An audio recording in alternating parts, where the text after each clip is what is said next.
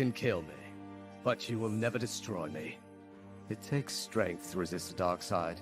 Throughout heaven and earth, I alone am the honored one. Are you kidding? Why the hell should I wait for you? I know what it's like to try and rebuild a life. I had a bad day too, once. If you're having nightmares, then welcome to the club. My name's Subaru Natsuki, and I am the Knight of Amelia. Right now, all I can give you is just death. It wasn't for you in particular. You fought 100 men because it's not in your nature to run away. If you are feeling disheartened, that you are somehow not enough, set your heart ablaze.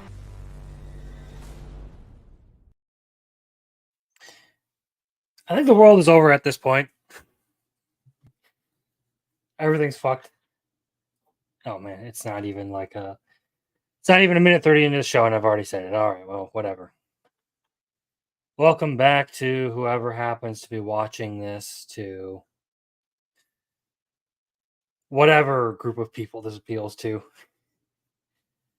Man, it's like this week has been a lot of stuff happened this week. A lot of stupid stuff has gone down. And I don't even know in the slightest where to begin. Do we start with the bear memes? Do we start with... There is plenty of insanity. I almost got it perfectly. What's up, brother? Oh, crap. Nothing much. Literally just started rolling the footage, man. Yeah. Let's go. Yeah, okay. So I heard a little bit. Sorry, I didn't expect to have to help clean up after that, but everybody did. So, hey, no problem. I get it. At least you were one of the guys who actually did stay around to help. So there we go. Get a golf clap. Surprisingly, this week I actually found a bunch of Bleach stuff to talk about. Mostly with Studio Pierrot wants to gear up their production. They want to do like fast, high quality content. They made Jujutsu Kaisen their example. Gotcha. I found another while I was also scrolling through before the show. I found an article about why Ichigo is one of the best shonen protagonists ever written. That's true. So I'm curious to see what that's going to be like. And there's a bunch of other stuff. But first, how you been? Dude, I've been good. It's been a busy couple days. I was pretty exhausted last night. I ended up I went to a diner with like a ton of different people after one of my meetings. Dude, I was there till we ended up being there till like 1 o'clock. We got there like 10:30. We were there all night. We were the rowdiest group of sober people that you would see for a while. But yeah, it was fun. Other than that, I've just been trying to figure out new work schedules, all that stuff. But good week overall. I watched Tales of the Empire today. Oh, yeah? You don't seem very... So anyway... yeah, I was about to say, you don't seem very happy. I mean, it is May the 4th. Bro, I watched it.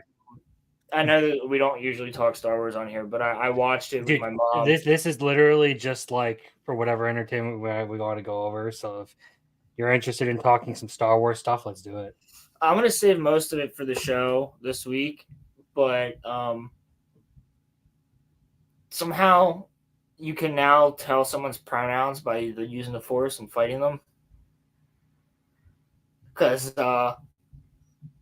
there's a certain scene where somebody bursts into a room and an Inquisitor is fighting a Jedi, or not a room, but like a location. An Inquisitor is fighting a Jedi, and that Jedi gets the upper hand on somebody else. And then the Inquisitor slays said Jedi. And the other person's like, we need to get them to a ship. They're still alive. It's like, you just showed up first. Like, you don't know. You didn't ask. Did the Inquisitor walk in the room? And the Inquisitor goes, no, they are dead. There's no way them could have survived this. it's obvious, dude, bro. My mom looks at me. She goes, "You're right." I was like, "Yo," like I was waiting for it, but it was so obviously like a thing, and I'm like, and it's just it was To so think neat. at one point Star Wars was like the big thing I nerded out about. Like before every release of Star Wars, me and my friends would get together and marathon all of them. Yeah, now it's just like to say the least. I was more interested in a character from Ahsoka that I wished would die throughout all of Ahsoka than I was with a character that I grew up with in Clone Wars. Yikes. Yeah, how I do made you Morgan Elsbeth more interesting because she interacted with Grievous, interacted with Thrawn, all that stuff, than they did Barriss. If we ever get out of this period where like fiction is constantly hijacked by people who subscribe to Antonio Gramsci's ideology, I think that it's worth noting for like cinema history, for writing history, exactly how badly these people screwed up some of these stories, because it's just sad. It is. It's 100% going to be in the history books. Like this entire era of Hollywood, all encompassing, whether it's like it'll start with season 8 of Game of Thrones. Actually, it'll probably start with around The Force Awakens. Because 2015 is when all of this kind of really, really kind of started. And that was the first big movie of that year. And then moving up to where we're at now. Like where you have people that are your quintessential normie understanding this. Like where the normie is starting to come out and say, there's nothing to watch. When there's all these shows and they're picking it out of a simple show like Fallout, right? For instance, I've been enjoying Fallout. I was going to say, as far as Fallout goes, from what I've heard, the biggest complaint about Fallout is that it basically bends the lore of the first 3 games over a table and raw dogs them. Yeah, so like I only played like fully completed New Vegas and 3 and 4. And so Another settlement needs your help. I don't know about like the OG Fallouts. I wasn't really old enough to play them at the time, but I'm watching this and I'm going, the Brotherhood of Steel respects pronouns. Like, that's just like knowing how the Brotherhood of Steel is. If you look the way that you look, they would call you. You know what I'm saying? Like, they wouldn't be like they literally do the whole they, them, the type of thing. But like in reality, like it doesn't matter, right? But what I'm saying is you yourself as a person who might be trans or whatever, or have different pronouns, you wouldn't care given the situations that you're in. You know what I'm saying? The least of your worries at that point would be like pronouns. In the post-apocalypse, yes. Now, that is literally like first world problems, like the epitome of them right there. Yeah.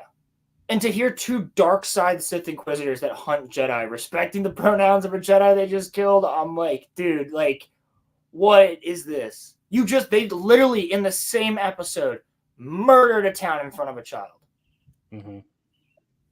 Murdered it. I'm like, yo. Child murder is okay, but disrespecting the pronouns, no. No. Can't do that. And it's an Inquisitor from Oh, yo, JM the Elite fan. What's up, dude? It's an Inquisitor from Kenobi, of course. It's the one with no lines from Kenobi. Oh dear God! It's not Reva. Thank you. This is like all of this is a great argument as to why like entertainment should shift more towards like indie stuff and towards anime. 100%. Because and everybody was saying that about gaming too, but then now look at what's going on with Helldivers. Like Bro, speaking of that, I don't know gotta the whole thing, so I don't play Helldivers yet. I've only watched people play it, so you'd have to fill me in on what that is. But I just see everybody and their mother talking about how Helldivers is screwing up. Yeah, so basically, Helldivers, excellent game, really fucking fun. I'm gonna pull this up because this was just kind of a funny interaction I had with Lethal Lightning because he's been covering it on his show over at Hyper Lethal. Did great stuff over there. They're fucking fun. Well, I love Lethal. Yeah, basically what happened was Arrowhead now requires anyone who would play the game to have a PSN account. Okay, that wasn't a requirement to play before. Now it says that they've always required it, but you were able to waive that requirement and still play the game. So a lot of people in some of the 60 countries that do not get PSN, like they literally cannot sign up for PSN in their country, will now get region locked out of a game that they spent at least $40 to play. And if you bought all of the monthly war bonds, that's another $30 on top of that. Ooh.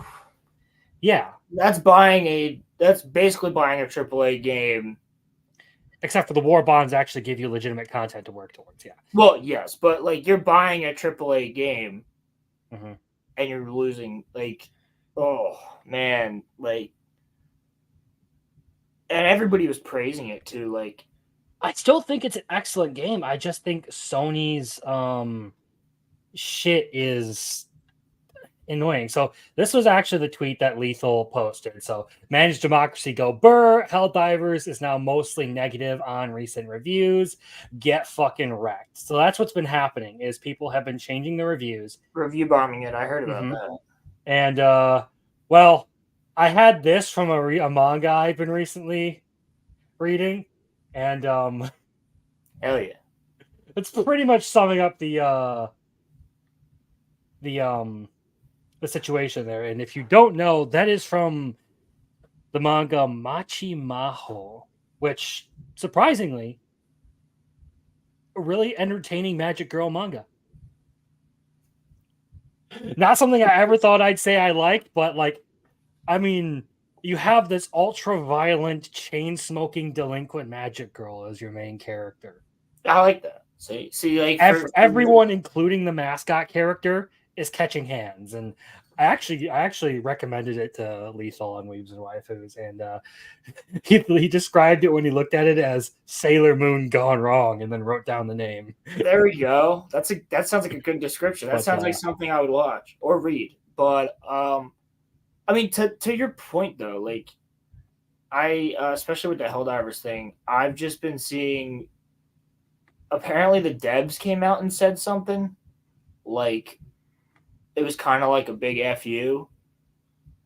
And yeah, they basically said that they weren't going to walk it back and that you should just VPN, even though using a VPN will get you is against Sony's terms of service. Oh yeah, that'll get you fucking screwed. Mm-hmm. And really dumb stuff, and kind of like almost the same level of dumb as the people who died on the wrong hill over this game. That I'm gonna do a review of. Just don't update it. I really don't care enough to not update it. Like I get the complaint about censorship, but I think people lost the plot when it came to Stellar Blade being about sexy woman instead of actual fun game. Yeah. Yeah, so but I mean, when you start the game out with it, isn't it already M-rated? Yes, it is. It is an M-rated game. So you start the game out with sexy woman kicking ass being part of your marketing ploy, and then a week or two after people buy it, you patch the sexy woman part of it. Yeah, well, not just that, but also the blood and gore. So people actually make comparisons of the blood and gore before and after. And now there's not as much. Yeah, so I can see a lot of people being annoyed about that. Like, if I'm playing Mortal Kombat and you remove half the blood and gore, that's what I paid for when I saw it. Like, it doesn't even matter. It goes for any game. Like, if I'm playing Mario and what you're showing me is something awesome, and I buy the game and it's awesome for 2 weeks, and then you're like, well, actually, we're gonna roll this back, and like like Super Mario Galaxy is now back to a side scroller, but you were expecting it to be something new. You know what I'm saying? Like in that way, I would. Yeah, the bait and switch of it was just straight up unfair. It's something that shouldn't have happened. My point though was people decided to die on that hill. They decided to make this whole culture crusade about how like the game is all this and all that, and they got played. And they lost the plot of what this was all of what gaming really is supposed to be about. Yeah. It's supposed to be about fun games, not big booba bitch. Okay. See, they thought it was a Starfield Part 2 type of argument, and it's not. Like the Starfield argument was so much more plausible and like tangible. Like everybody was seeing it. As opposed to this with Stellar Blade, it's like at the end of the day, the game is still good. You just dumbed it down. Whereas, like, don't get me wrong, I'd be annoyed too. Mm-hmm. Like, I was pissed off when Halo went from an M rating to a teen rating. I was like, what is this? Well, it's also like, just to keep it sort of like anime cartoon related, like what they did with like the original Bleach and how they censored a lot of the gore and stuff. Blood was black. Yeah, from the original. Yeah, people who should be dead to rights are now getting stabbed, like just like stabbed in the chest, as opposed to, or losing an arm, and it's like they die over that, as opposed to like how impactful it was when you're reading the manga and somebody that you've known for hundreds of chapters gets cut in half and loses an arm. You're like, they're not getting back up from this. But like losing an arm, that just leaves your mind going, well, they get back up from this. And that brings me back to Tales of the Empire a little bit, because we have General Grievous like killing Night Sisters in the beginning of the show, right? And I'm first hold on. How does the timeline work if it's supposed to be Tales of the Empire and you have General Grievous killing Night Sisters? Is this like a flashback scene, or it's Morgan? Yeah. Okay. So it's Morgan Elsbeth from Mando season 2 and Rebels, or not Rebels, Ahsoka. I completely forgot that Elspeth was in Mando season 2. I completely like started blocking Star Wars out of my mind after Obi-Wan Kenobi. I'm just annoyed because she was the one character that you heard in all of my reviews of Ahsoka, where I'm like, can we just kill her already, please? Like, she's pointless. And now they're like, a year later, they're like, well, by the way, here's her backstory, and it's actually goddamn interesting. And I'm like, I hate you for making this interesting, because I hate it. Like, the character is so mid, but then you have this interesting. I'm not saying it's good. It's not good. It's good because without Grievous, it would suck. Without Thrawn coming in, it would suck. They even have Pelion. Without Pelion, and it would suck, right? But the fact that you have Grievous, who can't just like, you can't show him slice somebody. You have to show it from like the waist up, and that character's blacked out. Like, and where's cutting people in half gone? I'm sorry. Like, there's Maul gets cut in half and blood splurts up. There shouldn't even be blood, but people are okay with it because it looks cool, right? And instead, you've Grievous stabbed this character. It's not Morgan, but it's like goes into the whole story, which is actually a really good scene, because Grievous is going through murdering Night Sisters. The droids are wiping them out, and he's just laughing maniacally in the fire, and like it's echoing through the woods and through the forest of just Grievous's maniacal laugh, and you can tell he's having so much fun just being completely unleashed to just see, I feel like that one scene does more to develop Grievous as like a character than anything. That, as much as I love Revenge of the Sith, I don't think Revenge of the Sith did a very good job of developing Grievous as a character. No, not really, because you're supposed to watch the original Tartakovsky Clone Wars. Like, yeah, you're not supposed to, but like if you do, it shows how terrifying he is. And like I said, I was watching it with my mom because she's a big fan of the prequels and the original trilogy and Clone Wars. So she cares about these characters as much as I do, but she doesn't know all the lore and stuff like that around it, you know? So she's like, well, if he's killing Jedi all the time, shouldn't this be easy? And I'm like, exactly, Mom. Exactly. And she's like, okay. Well, let's see where this goes, you know, type of thing. And then they bring back what they did in Ahsoka with how Morgan has a sword, and then all of a sudden her sword can block lightsabers, even though it's not Beskar because it has witch magic on it.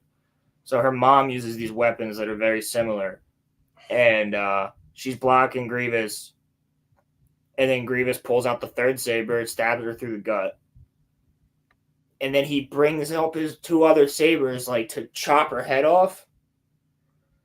And all they show is just, like, her waist up, and then her body falls down, and her head's still there.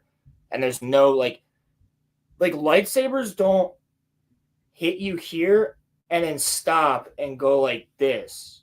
Like, they will go cut through you like butter. Like, she should have been split into four. Yeah, no resistance. They vaporize whatever they touch. Exactly. That's the whole point of a lightsaber. She should have been cut into 4 pieces. Otherwise, that wouldn't have worked with Maul. You know what I'm saying? Mm-hmm. But they won't show that. Instead, they just show, like, the back of a body fall over like this and slump. I'm like, it would work if he was standing 3 feet, 4 feet behind her and just the tips of the saber sliced her. But we're talking, he's literally in her face with a saber through her chest already, like, and then raises up his other 2 arms to cut her. Like, yo, dude, like. Yeah, and I feel like as far as like Grievous goes, if you really want to like portray him as like that sort of like sadistic Jedi killer kind of character, you need that kind of like effect. You need the gore, the like brutal death and all that kind of stuff surrounding him. And then if you build that up, it makes the whole like fight against Obi-Wan Kenobi later, like in episode 3, so much better. So much better, because that's why they send Obi-Wan, because he's the best like user of or practitioner of Surisu, which is the defensive art. Because Obi-Wan sucks at fighting. That's a thing. That's an actual thing in the books. And it's because he sucks so bad at fighting, like, it was to the point where when he was a Padawan, Qui-Gon was going to say, like, he should just be a Jedi Consular. Like, he can't do battle. But that's why he trained himself so hard in defensive combat. Because he ended up being the best at defending. That's why they said, no, we're going to send Obi-Wan after Grievous. Because he'll be the one that can defend himself the longest against this dude. That's a very interesting bit of lore that I'd never heard. Yeah. That's why they sent him. Now, in Clone Wars, they built up that he has a rivalry against Grievous, which I like. But that's why they sent him after Grievous and not Anakin. Because Anakin would rush in. Grievous is used to that. He probably would have still died again next to Anakin, but he would have definitely injured Anakin. 100%. That also explains a lot why Obi-Wan likes to talk things out more than actually try and fight his way out of them. Anyway, there's always look the like proper lore to Star Wars is like one of the greatest creations of sci-fi. Yeah.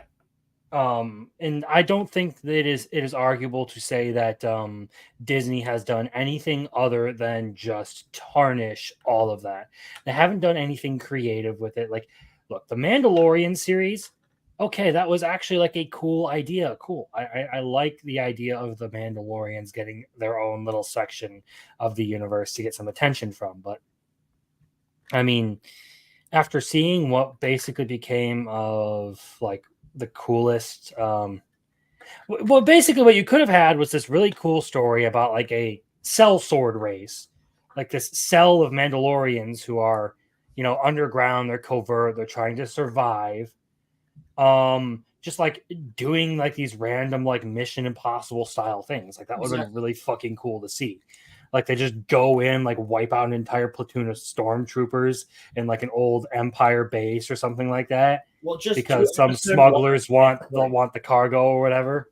like episode 1 of The Mandalorian times 8. Have it just be like 8 different crazy missions, and then by the finale, he ends up in like this wild ass mission. Everyone like drools over Grogu, but I always thought the character was so fucking stupid. The amount of emphasis. I say that with a life-size Grogu, because I knew that's an investment. All right, I know someone's gonna buy that, but still, Grogu was always just a merch character to me, like the kind that's just there to like get all of the oh, it's so cute. I like nothing in the lore of Grogu ever interested me, not his backstory, not what he could become. I always thought it was lame because his life is so long and like he shows so little like development over a long period of time that like you were never reasonably going to see him develop into anything worthwhile. Yeah. No, I want to show you something real quick. I'm sure you've seen this, but it's just imagine you are like 4 years old, right? And you're seeing this. Imagine if you're not and you're seeing this. Imagine you're our age now. You don't know who the hell Grievous is. And you see this. This I think I've seen this.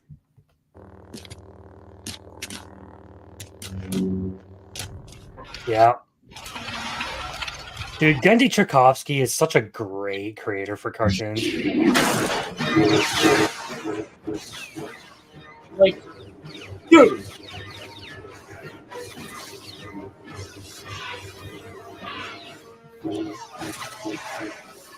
Like, come on. He picks it up with his foot. Oh.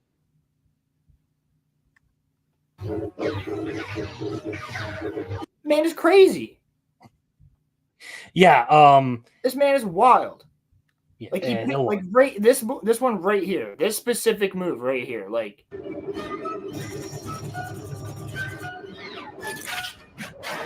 yo. He's picking up people, he's tossing them into the ceiling, he's doing all this like this. I think it's this one right here. Yeah, yo, look at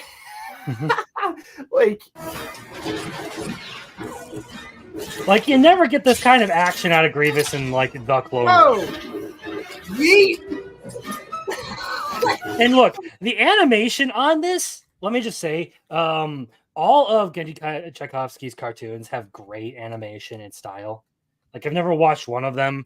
One of my favorites, my favorite cartoons of all time, Samurai Jack, by the way. Yes, sir. I need to watch that specific Clone Wars because I've only ever seen clips of it. It's on Disney Plus. I can pirate it. Yes, that's what I'm saying. You got to sail the seas. I can the New York pizza rat, the pizza pie rat, you know. Yeah, I mean, but that's the Grievous that like you should expect to be seeing, like, you know, like and seeing him up against Obi-Wan was good, but now that I've seen the deleted scenes where that fight is like 10 minutes longer, I would have much rathered him and Obi-Wan going at it for like 10 minutes as opposed to the 2 to 3 that we really get out of that fight. I was about to say the fight feels kind of anticlimactic the way they have it now. Yeah. Like, look, Revenge of the Sith is by no means the perfect movie, but it's still my favorite Star Wars for no other reason than fuck you. I like it. I love Revenge of the Sith. Yeah. So before we go any further into this, I do have a couple of things I want to go over, and that is some indie stuff. And tonight, I decided to keep it in theme. There's actually 2 indie manga creators that came up. So one I found very interesting story. I've actually read some of this because it's completely free. Let me pull this up. But this guy, I have covered their work on where is Kapoki? Is this? Nope. Oh, it's right at the top. There we go. So this is like the art style, and this is Kapoki's Black Noblesse, and this is completely free over at Global Comics. And after talking with him, I'm fairly certain he's working on getting this into like physical tankobon. He's got like 6 chapters out right now and does all this stuff himself. So Shit. I can send me that link too, because I'll like this is the actual like interior of the book, like straight up really good looking art. But pretty much the story is all like politics and stuff. So from what I've read so far, basically you have like this society that was on the verge of collapse, and they offered like control of the government to anyone who could get them out of that collapse, which formed this like ring of super wealthy elites who did all this stuff to get the country back on track and turn it into one of the most powerful empires in the world. And now all those rich people live on a floating island in the sky while everyone else has to work their asses off on the ground. And basically, the main character grew up in nobility, and then was framed for a crime she didn't commit, and now kind of has to work her way back to that position to get her revenge on the people who betrayed her. like it. Yeah, and I will post that Global Comics copy link address right here. Yeah, I'd like to support that. Any indie creator like that, I'd like to support. Yeah, well that's one of the things I like to like try and dedicate like one of like the first parts of my show to is covering some sort of project. And the other one, this one isn't out yet, but this is one I do want to showcase because like this just looks fucking amazing. Another indie manga creator, which I'm loving seeing all like the manga stuff coming out, like people like actually doing full on tankobons. Because I would rather get a 200-page book of black and white art like this than like a like 40-page full color book. That's just my personal opinion. Yeah. I mean, I'm used to reading manga in black and white. That doesn't bother me. So this is Hyperborea, and it says late summer 2024. This is a few pages out of the 100 that they'll be releasing together. Which, I mean, dude, look at that art style. Yeah. Like that is my kind of stuff. Face. I like the rougher stuff, like the like grainier looking artwork. Is this? That guy looks way too happy climbing a ladder, by the way. I mean, it looks lived in though, like the grittiness. Like it looks. Mm-hmm. So it's a fantasy, I'm assuming. It looks like it. So answer is always out of reach. Working for the government because the powers we were born. Ooh, okay. So we got like special powers and stuff. All right. But yeah, I mean, like that. As far as like manga and stuff that I want to recommend this week, or like things that I wanted to cover this week, the small little projects that there were those. There was one game that maybe we'll get to later, and there was that Machi Maho, which I do want to bring up one of the covers from because this was one of the hardest covers I had ever seen. Let's go. So this is volume 3 of the series. Oh, and it's just pissed, breathing smoke, blood and gore. It's great. But I mean, the rest of the series is very interesting covers, and I may or may not be planning to get physical copies for that series because it's actually really freaking fun. It's only got like a 7.2 on my anime list. Dude, that's not bad though. It's not bad, but it's kind of like, all right, this is kind of good. I think it deserves more, closer to like an 8, honestly. It's been that much fun to read. I think the like character archetypes are done really well and all of that. So one of those ones that you can't put down. Yeah, pretty much.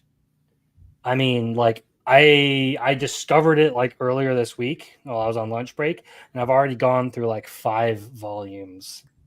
Sweet. Yeah, it's. Yeah, I need to catch up on Chainsaw Man. that should be my reading recently. But like I explained last week, I've been reading so much Tolkien again that I'm like, all right, I just need to finish this book, and I can get back to my manga. And there was one thing that I like had really fun. So Wednesday, as far as the indie stuff goes, I went on a show called Comic Shop Wednesday over at the channel A Drink with Crazy. Really fun. We had an absolute blast, and the guy running the channel shared this clip of me and Mage Leader, everyone on the panel, just making fun of Greta Thunberg. I thought I should share it.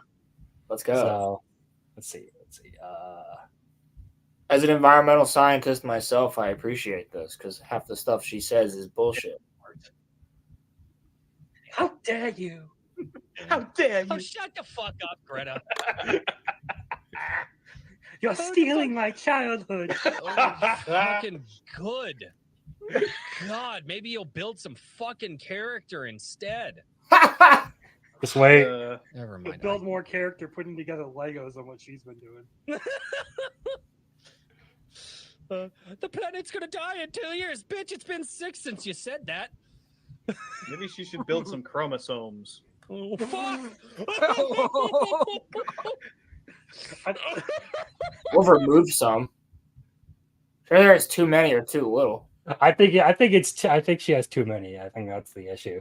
Yeah. Either way, no. The whole night was just jokes like that about atomic bombs and the Beatles, and that's great. Dude, the dude's streams are fucking fun. So if you're ever looking for like a way to like find indie shit, like that's the place to do it. What anyway, we have a couple of things we can get into now. I mean, there's Black Batman, there's Bleach. I heard about Black Batman, but I don't know much about that. I heard have an actor from Reacher, right? He's been saying this for years though. That he wants. I have the tweets right. The tweet right here. Yep. So this one I pulled up because Batman's one of my favorite all-time characters, and like this just like brings up a topic that kind of irks me. The idea of superheroes as a mantle, but basically, the guy from Black Panther and Fall Guy, the star Winston Duke, wants to campaign to be the DCU's next Batman. Listen, man, can you start that campaign? I would say I challenge you to get on all these socials and push for me. I would love to do that as Batman. Which there's really not much here. I mean, I could probably pull up my response to it, but I'm really just going to say the exact same thing here, which is like, why is it like, it kind of goes back to some of the stuff they like, the issues of modern media we were kind of covering earlier with the Star Wars stuff. Why is it that they have to constantly attach black characters to a white legacy? Doesn't that seem kind of like, I don't know, racist? Yes. Like it's not like we have it's not like we don't have good black characters that everyone loves, like Static Shock, Storm, Falcon, Blade, John Stewart. Yeah, let me make Blade white. See how many people are upset about that. Mm-hmm. Like, it's just like the idea that a superhero can be like just anyone. The issue with Batman is that Batman is the character and Bruce Wayne is the mask. Exactly, dude. And like now you're gonna like change up his whole backstory just so that you can try and just so that you could try and like make it a whole race thing. Well, first of all, why does the race matter? I almost channeled my inner Ryan Kennel there for a second. It's like, how is his parents gonna die? It's like, I don't see the point in trying to do that. People, it's like when you like gender swap the Taskmaster and stuff like that. You had good character. It's not that people hate like female characters or female leads or black characters or black leads or any of that. I mean, the success of the original Blade movies, the success of the Equalizer movies, which, by the way, I recently watched those with my dad. Oh, so I recently watched them too, and I freaking Watching love Denzel Washington kick ass in those movies. Also, he kills Pedro Pascal in the second one. Yeah, I forgot that Pedro was in it, and he kicks his ass. He kicks him off a tower. Mm-hmm. Pretty great. Yeah, they're great movies. So like, it's not like people hate Black Panther. There's another one. How did I forget Black Panther? Mace Windu. Mace Windu. All characters that people really like, regardless of the color of their skin. Yeah. So why do you need to Why do you need to make a black character who is basically just a replacement for a white guy? It's almost like saying you personally don't think that your black character is going to succeed and that you need the extra oomph of the white guy's legacy in order to be anything, which is, it's sad and untrue because, like, again, the black noblesse, there's a black character that I actually really like. Yeah. A story that's actually kind of fun. Well, then, dude, it brings me back again to one of the things I noticed at first of Tales of the Empire. In the Night Sisters, right, on Dathomiri, right, we know that female Dathomiri, well, at least the female female Dathomiri, not Zabrak Dathomiri, like the Night Brothers are. We know that they're all pale, right? There's got to be one black one, though, who does nothing but die. But all of a sudden, there's just one there that has, like, no lines. No, actually, I'm sorry. It hits the DEI check marks because she has one line where she goes, "What's the Haman looking?" And I'm like, dude, like, you're literally now you're like changing a race, like a legitimate race in Star Wars, which are all supposed to be pale because, spoiler alert, they live on a planet that's pretty much dark all the time, most of the time. Because it's so freaking clouded, like it's like Disa from Rings of Power. It's like the Black Dwarf who lives underground 24/7. Right. One of my biggest problems with it is it's uncreative to just take an existing character and say, but black or but female. And like, I have the exact same problem with like Batgirl, Batwoman, a lot of the Bat family. Most of them are completely unoriginal. Yeah, they're derivative. Mm-hmm. Now here's the thing. I don't have at least for like the original ones, like Batgirl, Nightwing, Robin, like the Tim Drake, Jason Todd, Dick Grayson Robins. They all had their own unique personalities and unique things they did. That's why I don't have a problem with Miles Morales. Like, Miles Morales as his own character, cool, go for it. Yeah. Like, if you want to do a black guy who has spider-themed powers, make it. Fine, sure. I said instead of calling him Spider-Man, they should call him the Arachnid. The Arachnid Kid. Or just Arachnid. Brown Recluse. No, that's the one I came up with on stream. That's Brown Recluse should not be it.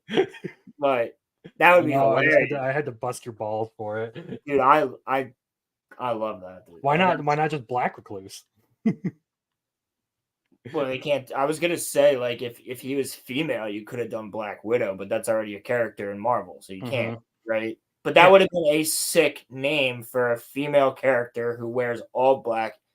Is a black chick. Like, if they had done it that way, we'd never seen them from the character that they like derive their origin from. So, like, Batgirl technically is a derivative character. However, she ends up being almost entirely unique. Why?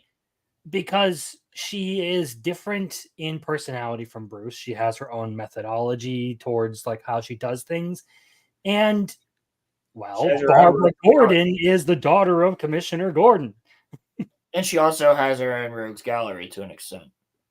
She has her own villains that specifically bother her.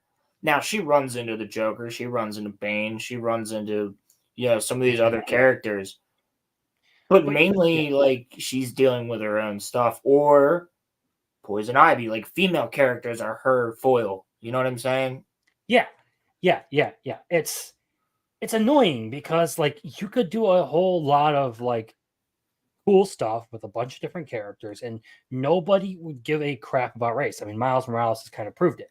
The reason there's such a pushback against Miles Morales is because they keep trying to shoehorn him in as Spider-Man when Peter Parker is already established Spider-Man. And that's something fun to have like Roman around to talk about, because I know he's bigger into Spider-Man than I am. I mean, I can see what he's doing. He probably knows a whole lot more about that stuff than me, but like they've already given Miles like some of his own unique powers and stuff. So why not focus on making that more of his identity than a Peter Parker replacement? Because as long as he has to live in the shadow of Peter Parker, he's going to keep getting hate that the character doesn't really need. If he would just be his own thing.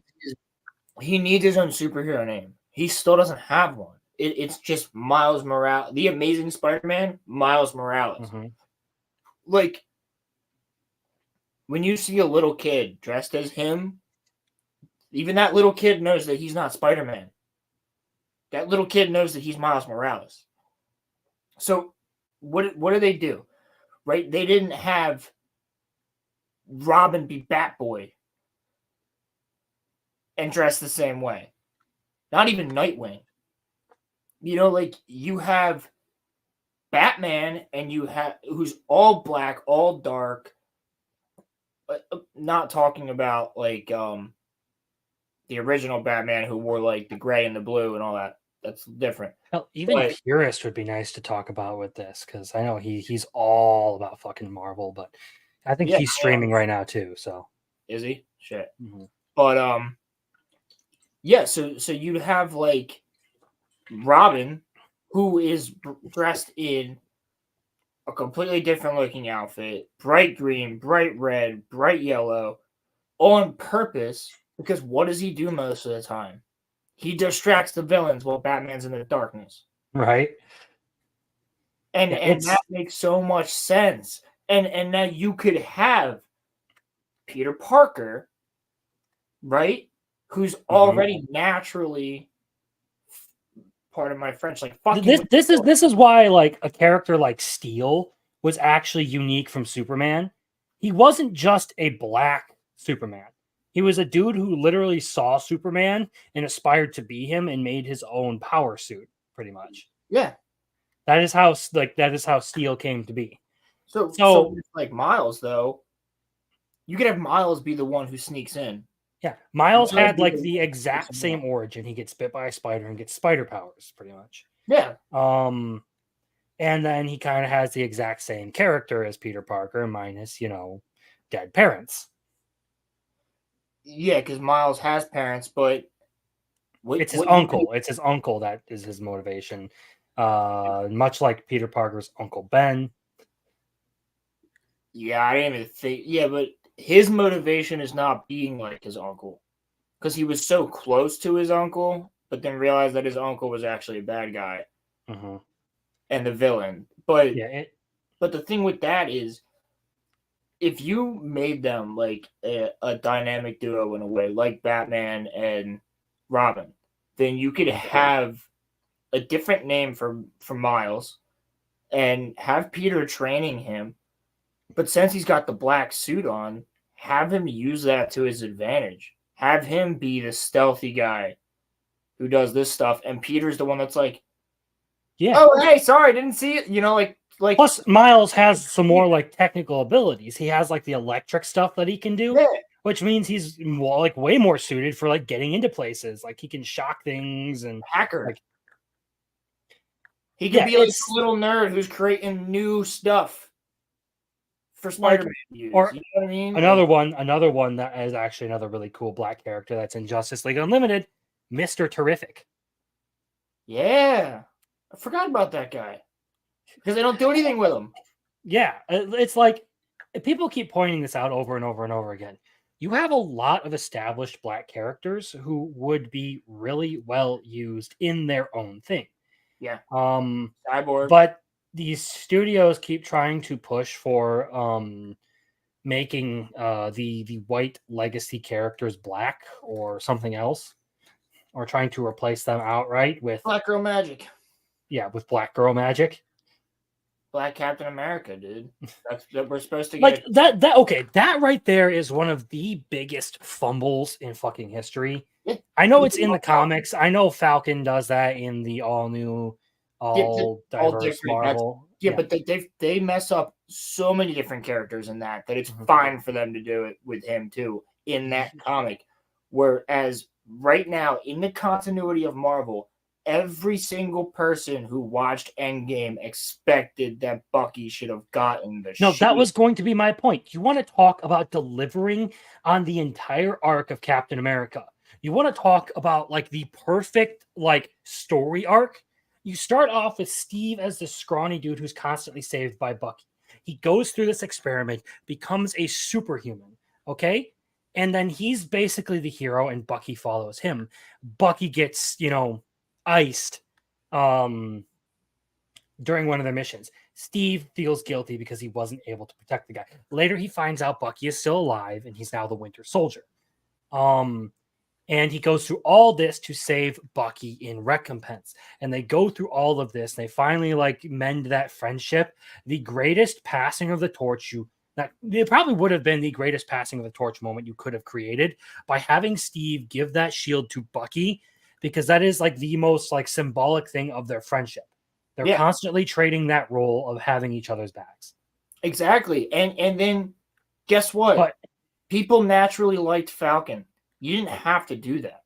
No, that's what I was going to get to. People like Sam Wilson as a character, and you got a great actor playing him. So, like, you don't have to do that. It doesn't make sense. Like, the Falcon as on his own was great. You destroyed a good black character by making him just a derivative of a white character. Yes. That was a really bad idea. You had something good. And then you ruined it. Yep. You could have had the Falcon and you could have had the Captain America and the Falcon with Bucky holding the shield and Sam being the Falcon. And it would have been great. You could have just continued on with that. Even if you wanted to make Sam the lead in that movie, fine. He's still his own character. He's not a derivative, and people still like him. And Bucky gets the shield. Exactly. And going to another character that I remember a ton of people liking growing up. You ever watch Young Justice when you were younger? First 2 seasons, yes. Who was one of the coolest characters in that show? We talking Aqualad here?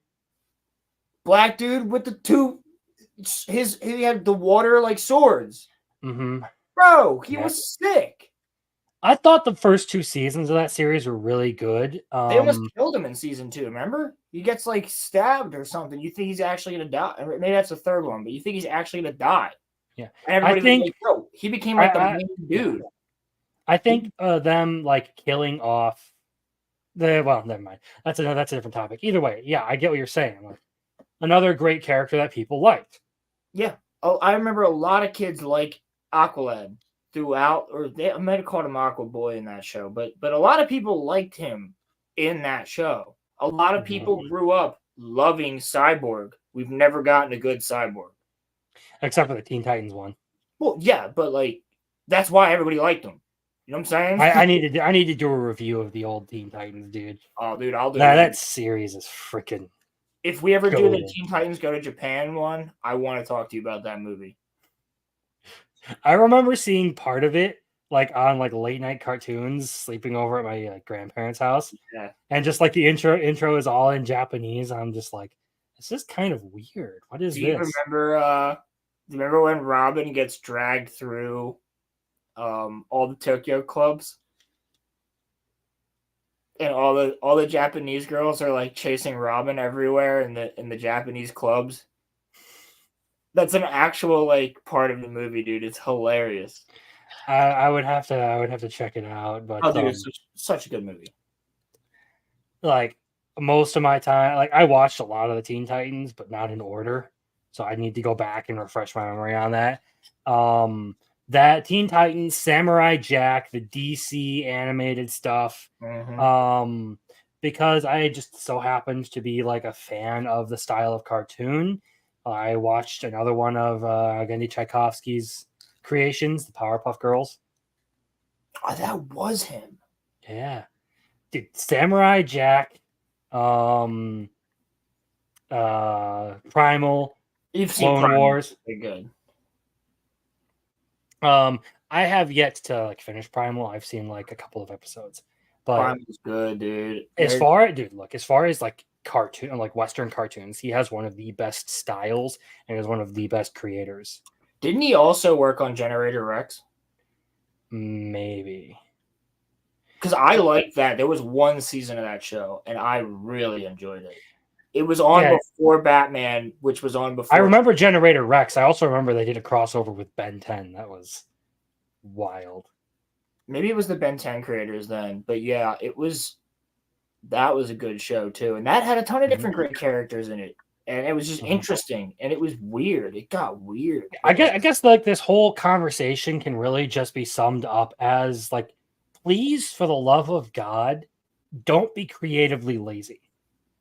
That's all they're doing, man. That's all they're doing, man. That's why we need these indie people. That's why, like, we have indie, Iron Age, fucking Japan giving us manga and stuff. Yeah. Like, I will give just about anything a shot if I think it's interesting. A magical girl manga has almost never interested me. There have been like 3 out of like the dozens and dozens that I've seen.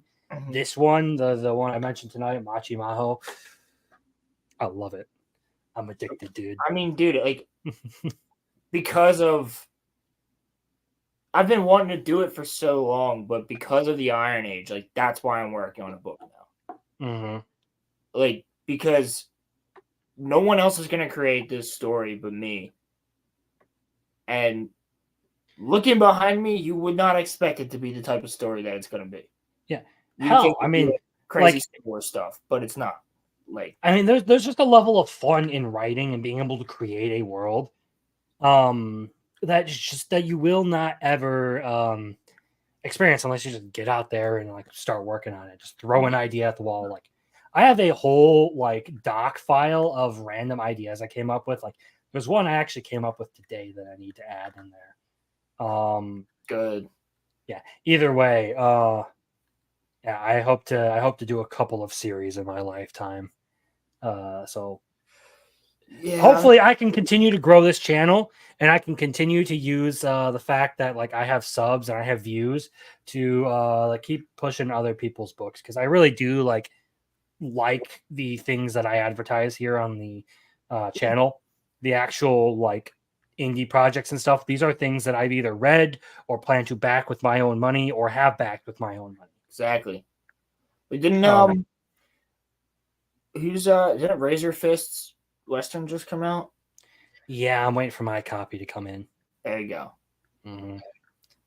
Yeah, dude, and George Alexopoulos is working on that. See, like I would love to do something like Shad from Shadiversity did, with the way that he did Shadow of the Conqueror, where you have the novel, but he splits it into graphic novels too. So you can get the graphic novel version or you can get the full-on novel. And I would love to eventually do something like that, because I know how much work it takes, but if I were able to visually show people like how I envision that my world, my characters, well, worlds, I guess, and my characters, like, oh man, that would be so freaking awesome. Have you read Shadow of the Conqueror? I have not. Dude, you gotta. It's want great. to. I wanted. He said he was working on like an omnibus for the first one, which is like a full comic for it. Yeah, he's currently working, I think, on the second edition. I have the graphic novel and I have 2 copies of the book. I did a review on it in my on my channel, and I just gotta say, like, the idea that he like straight up tackles like the issue of repentance and redemption of like the worst kind of person you could ever create, and he does it so well. I don't understand the meme about like Shad can't the writer who can't write. There's a lot of people who hate him who will say that, but like the dude really delivers a good story about. I've heard nothing but good things about it. So anyway, yeah, that's I want to continue to grow this channel, which is like the big thing is I want to be able to like use it as a platform to like help get other indie creators help other indie creators get eyes on the project. That's kind of like the guy I mentioned earlier, I Drink with Crazy.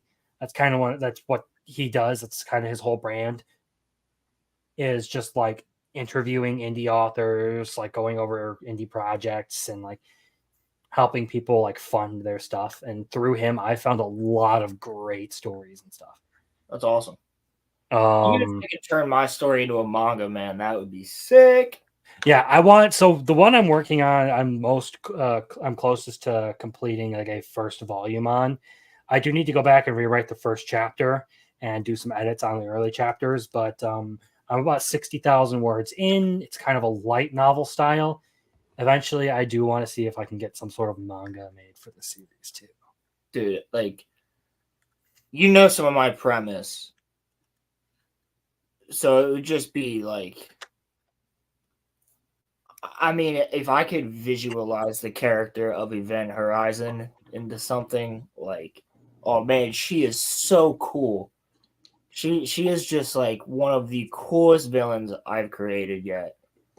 And I have a lot of like crazy looking monsters in the one I've been working on. She's not even though. Like that's the thing. Like she looks human, but like when she goes into her state, like certain characters in this kind of have like their Bankai version, you know, and hers is or like freaking Cochlea or like some of these other characters I have, and then like combining that with history that we know, yet having it take place in a completely different way.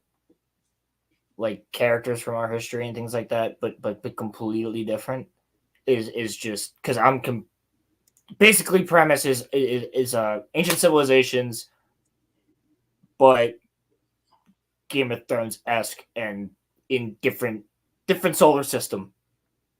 So like yeah, a lot of stuff there, but having a character that we know of from this world interacting with these fantastical characters is going to be the bread and butter of my story. And he's not the main character, but he's like your Dumbledore, your Gandalf of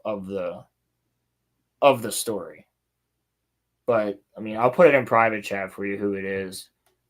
Yeah, because I don't want to give things away. Mm-hmm. But that's the basic premise. All right, well, how about we move on into some like some more aggressive anime topics here. So I found someone made a post, and I kind of disagree with this take for a lot of reasons. So I just thought this would be fun to bring up. Here we have the idea that a hardworking MC is so rare.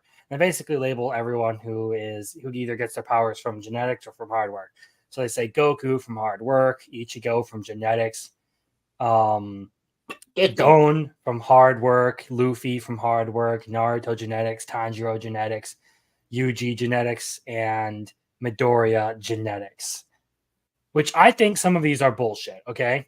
And I actually think that all of these are a combination of hard work and genetics. How is Goku not genetics? He's a Saiyan.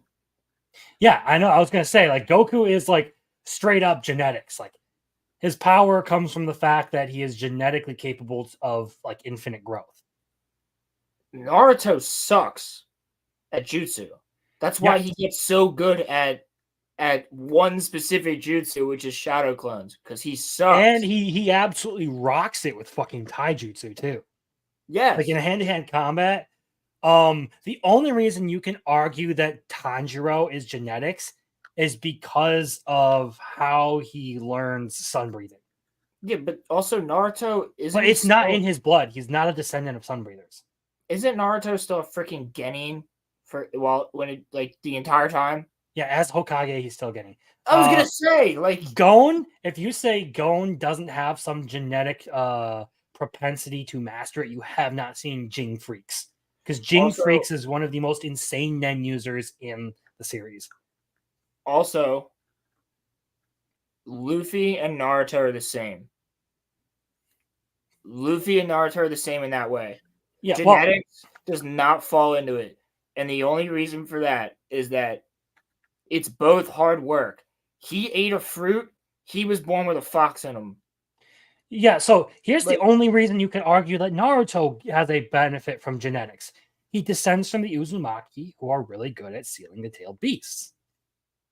They are excellent vessels for this tailed beast. That's the only thing you can say. Other than that, this dude put in fucking work. Hell yeah. Like, you remember that whole, like, do you remember the whole arc where he learns to use Rasen Shuriken? Yeah, and it takes him freaking forever.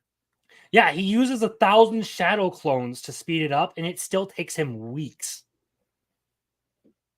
So, my biggest thing here, Ichigo. You know, that's like my favorite character on this list. Mm-hmm.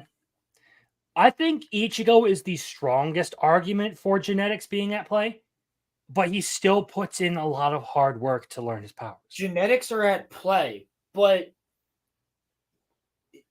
all right, screw it. I'm gonna go into spoilers, but not crazy.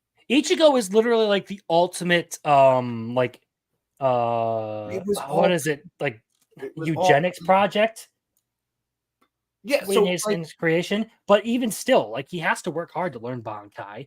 He has to work hard he's in not order to learn. supposed to know Bankai. The only reason that he gets Bankai, the only freaking reason he gets Bankai, is because 3 days in Urahara's special little containment zone of training against Zangetsu for God knows how long. Because they're not supposed to get Bankai unless they're captain level. So that takes hundreds of years. So Ichigo is in this basic time warp for 3 days. He only has 3 days. He gets out on day 2. So he's been in the, or like right at the edge of, or the beginning of day 3. So he's been in there fighting, losing, fighting, losing, fighting, losing, fighting, losing, fighting, losing, for we don't actually know how many times that's happened. And he's had to do that, not even just for Bankai. When his hollow's coming out, he has to learn how to control that. And he still, to this day, can't really control it until... You know, I actually want to take back saying that Ichigo is the greatest argument for genetics in here. I think Yuji actually is. Yeah. And that's because I fucking know what Yuji is, and yeah, he was literally like specifically designed. So was Ichigo. He still puts in hard work to learn all the cursed energy and stuff, but just because you have genetics doesn't mean you're naturally going to like do anything. And so like Midoriya here too, like Midoriya, there's no genetics involved whatsoever. Like Ichigo to me is very similar to Anakin Skywalker. And in that point is that Anakin Skywalker is the Force's rebound of Palpatine and Darth Plagueis trying to create life. They failed at creating life, and the Force rebounded, and that's where this child was born without a father through Shmi, right? And because of their fuck up, it ends up creating him, who has the highest count of midichlorians, and he becomes the chosen one, whatever. And he does bring balance to the Force eventually. But he starts off being just a really good pilot, or really good at driving around his pod racer. Whereas Ichigo is born being able to see ghosts. And where he develops it when his mother is killed by a hollow. So well, he could see the hollow, that's why that's why she ended up. But so I think he was born with that ability because technically he's because of his parents. But spoilers. But that's not like I'm not saying that Ichigo is all genetics. Like I said, he puts in a lot of hard work throughout the series. I've watched that specific shot right there of Black, like Ichigo Black, which is what they call it. He loses all of his powers right there. And then he has to work for another 2 seasons of the show to get them back. And one point I want to make with Luffy, you could also argue that Luffy's is genetics because he's a descendant of Monkey D. Garp, one of the most powerful hockey users in the world. A guy who literally went toe to toe with the likes of Gold D. Roger and Rox D. Zabek. Yeah, so this guy's just a big fan of those 3 anime. That's why he didn't put hard work at the top. You see what I'm saying? That's why he put Goku first, and then he put Gon and Luffy under that. Because he didn't want to put all 3 of his top favorite anime right next to each other in this picture. And also, I'm not saying it's the guy who posted this. Whoever posted this just wanted to start shit on Twitter. It looks like he might actually be a Bleach fan, but yeah. No, well, yeah, it's Aizen, but it's... Oh, he's a fucking power scaler. Okay. But here's the thing. So he's retarded. Well, yes, but if the genetics is a thing, like, Aizen forced the genetics of the Hollow, like, on purpose, because what happens is, like, can I talk about Ichigo's mom? Yeah, go ahead. All right, so she's a Quincy. Like, he was watching this fight where a Quincy was trying to kill, and at this time, he was trying to create the perfect Hollow, which ends up being the Espada, with, like, Ukiura and all them. And Aizen creates this crazy Hollow, and obviously a Quincy feels it, so she shows up to fight it, and the Soul Reaper that happens to be around there at the time also senses it, because he's taking care of Karakura Town, so then he goes to fight it.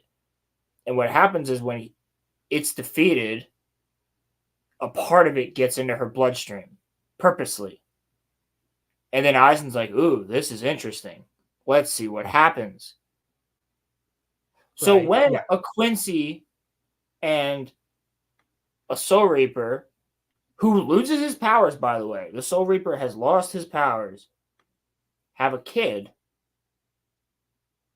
that kid ends up being able to see ghosts eventually. He can't see them as a child.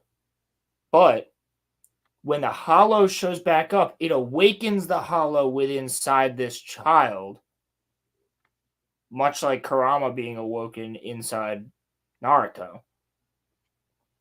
And his powers are slowly, even up until Blood War, slowly coming out. Like, we don't know certain things about Ichigo until the very last chapter of Blood War and how it manifests.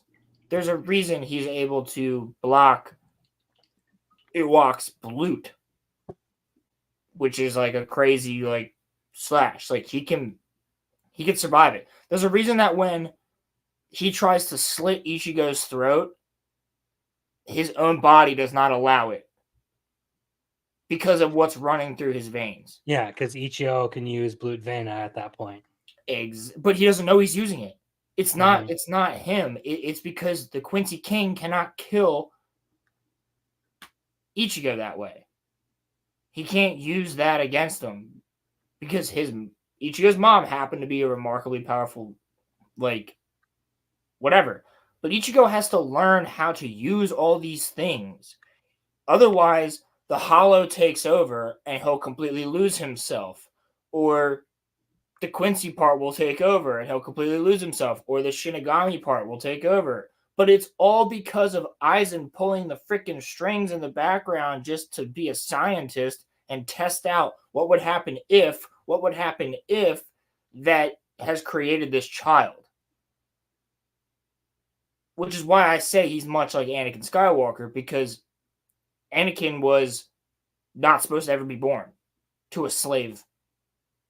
You know what I mean? It just so happened that because Palpatine and Plagueis are pulling strings, trying to mess with reality, trying to mess with nature, that the Force rebounded and created a child that was the exact opposite of what they wanted. Yeah, so as long as we're on the Bleach train, I am going to shift gears a little bit because there were some very interesting Bleach topics that I came up across. Let's go. So it has to do with Bleach season 3, which I'm sure you saw the stuff going around about the name of the next Bleach arc that they're going to be doing, like the Gates of Hell christening. There's 2 different translations. There's like Into the Maw of Hell, and there's Gates of Hell christening. Well, that I've seen, but there's House from the Jaws of Hell. That's what it was, which came out. Well, Hell or the Howl. It's such a weird thing. It's like Bleach, Hell something, Howls from the Jaws of Hell. Like it's like a whole freaking crazy thing. Thanks, Kubo. But that ends with something very interesting. But I think the one now is Into the. I think you were right with Into the Malls of Hell, or it's something weird. Either way, that was a side note. This is the actual thing I wanted to bring up. So it's very interesting what they're going to be doing here. So Bleach 1,000 Year Blood War Season 3 to join new fast, high-quality brand under Studio Pierrot. So it's going to be joining Studio Pierrot's newly established Pierrot Films, a new venture signaling the studio's future aims. Now, scroll down a little bit, and we get to this part. So the anime producer Yoshihiro Tominaga spoke to Men's Nano magazine, touching on the company's long-term plans. To respond to the growing demand for high-quality anime that can be produced quickly, like Demon Slayer and Jujutsu Kaisen, the company has announced the launch of Pierrot Films. The studio will produce original works, as well as works based on manga for adults. The next season of Bleach 1,000 Year Blood War will be produced by Pierrot Films, or will be produced at Pierrot Films. I believe this work is aimed at people who have already seen Demon Slayer and Jujutsu Kaisen, so our goal is to provide high-quality pictures and stories in short periods of time, while firmly strengthening the studio's brand power. This is very, very interesting to me because my biggest complaint about Bleach is the production value. Yeah. Particularly the fact that a lot of the, like, as much as, like, I don't hate the story, aside from the Bound arc, because the Bound arc sucked. It was just completely worthless to me. Yeah, that's the only one that's actually like semi-canon because it comes up later when he mentions Kadia. Yeah. Anyway, my biggest complaint was you would get to these like big fights, and when I watch anime, and Bleach was one of the very first ones I watched. It was like number 3 or 4. I watched it in like, especially I watched Dragon Ball, Naruto, One Punch Man, and then Bleach. So those were that was like my comparison pool at that point. And it was basically like, this feels really low energy in these really big hype moments. Sure, it's cool. I love the concept, like the Bankai thing and the Shikai and all the different swords and powers and stuff. Really cool. But when you get to these fights, and I feel like there's absolutely no energy as I'm watching 2 dudes just like bonk swords against each other repeatedly. So if they actually give this like the Demon Slayer Jujutsu Kaisen treatment and give their production some absolute amazing flair to it, that would be a really good improvement in my eyes. I mean, you haven't seen Blood War yet. There's a lot of flair in that. I've seen the first 2 seasons of Blood War. Oh, you haven't? Okay. Yeah. Yeah, but there's flair in that. I mean, Grammy versus Kenpachi was definitely flair. There is some good moments. I think the very first episode of Bleach, like the first 2 episodes of Bleach 1,000 Year Blood War, were really, really good. Like the kind of stuff I would hope to see more of. When the Stern Ritter freaking burst in and just when Yeah, they're coming out demands of a fight. When they're the flying shadows. through Katakura Town, and it has like really good dynamic shots. It actually feels like things are moving at a fast pace. There's energy to it. It's exciting to watch. Yeah. It feels like a proper fight and chase.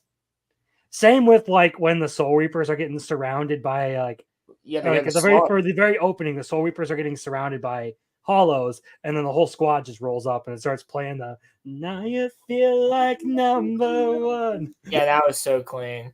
I love that song, by the way. You can't say that one of the best things we've gotten out of Bleach is that song. Actually, the Blood War version is on my soundtrack playlist. That's because the Blood War version is freaking. Dude, I might have to watch that episode after this. But yeah, like those two episodes got me really, really hyped. And then when Yamamoto fought Yuhabaha, then when Ichigo shows up and goes berserk and fights Yuhabaha. Bro, and they're just like two colors just bouncing around on the battlefield. That's the kind of stuff I wish all of Bleach was, like the big fights. Yeah. That's the kind of stuff I wish that they had done. That was one of the praises that I have for Naruto that I don't have for Bleach. Is that when Naruto got to those huge fights, they actually did shit like that. Like you watch Naruto properly throwing hands against Sasuke, like they're actually dude, when they have that one their final battle like between Naruto and Sasuke, it's just and then the music cuts off for like the last couple minutes of the fight, and it's just and that's like they start with no music, and then they start like powering up, and the soundtrack kicks up with Jung Kyosha, which is the name of the song, and it goes freaking hard all the way up to the Indra's arrow.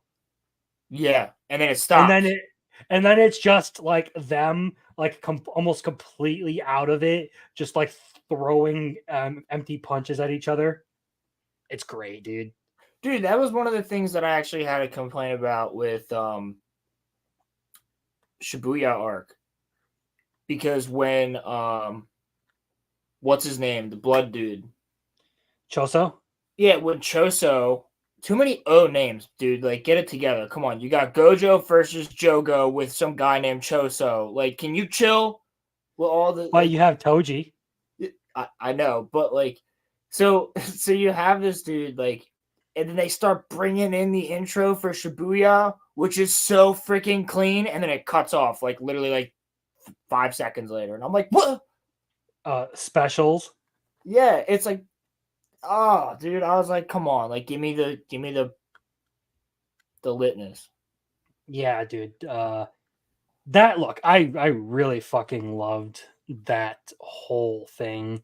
It's the kind of like brutal war arc that I loved it. I'm just saying, music wise, like I was expecting it to like pop off there, and like they cut the pop off moment. Same thing, they do that with Chainsaw Man.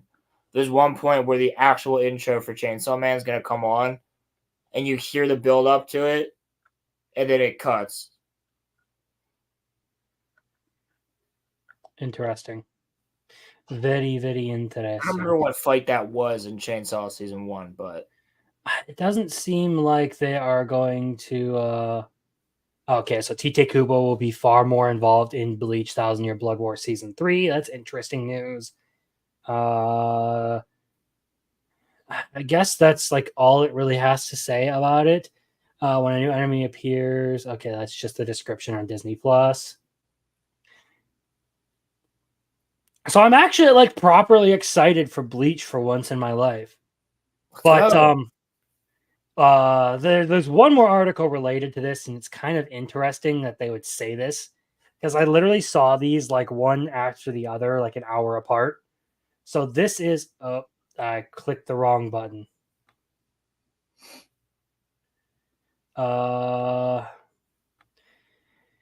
So this is basically the other article that came up, and it's Bleach's studio Pierrot. We're not good at making high quality anime quickly like Jujutsu Kaisen.